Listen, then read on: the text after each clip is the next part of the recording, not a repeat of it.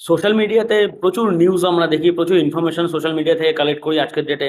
এখন আর খবরের চ্যানেল খুব একটা ইয়াং জেনারেশন দেখে না বলেই আমার মনে হয়, এবং যার জন্য আমরা টোটালটাই ডিপেন্ড করছি এখন সোশ্যাল মিডিয়ার উপরে।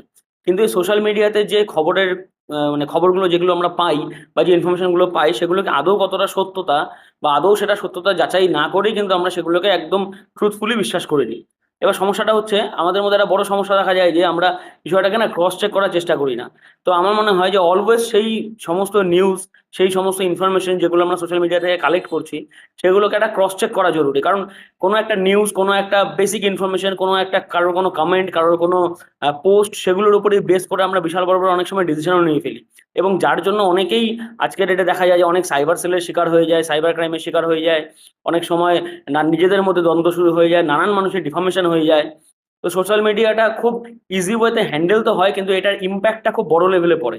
তো সেই জন্য আমার মনে হয় যে কোনো ইনফরমেশন, যে কোনো তথ্য, যে কোনো ঘটনা, যে কোনো নিউজ, সেটাকে একটা ক্রস চেক করা খুব জরুরি, যাতে আমরা অ্যাকচুয়াল অথেন্টিক বিষয়টা জানতে পারি।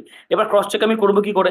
আমি যদি পার্টিকুলার মানুষটাকে চিনে থাকি, তাহলে আমি মানুষটাকে গিয়ে জিজ্ঞেস করি তার কাছে অথেন্টিক প্রুফ কি আছে, সেটা আমি দেখে নিই। বা যদি কোনো নিউজ দেখে থাকি, কোনো ইনফরমেশন পেয়ে থাকি, সেটা আমি গুগলে গিয়ে কোনো একটা প্রপার, কোনো একটা অথেন্টিক নিউজ চ্যানেলের ওয়েবসাইট থেকে বিষয়টাকে একবার ক্রস চেক করলেই ভেরিফাই হয়ে যায় যে আদৌ ঘটনাটা কতটা ঘটেছে। বা সেই পার্টিকুলার ইনফরমেশনটা আমি একটু দেখি যে কতগুলো চ্যানেল সেটাকে মনিটাইজ করছে, কতগুলো চ্যানেল সেটাকে দেখাচ্ছে, এবং প্রত্যেকটা চ্যানেলের ইনফরমেশন কি আছে। আমি যদি মোটামুটি এই সবগুলোকে ইভ্যালুয়েট করি, তাহলেই বোঝা যায় যে চ্যানেলটার বা সেই পার্টিকুলার নিউজটার কতটা অথেন্টিকেসি আছে।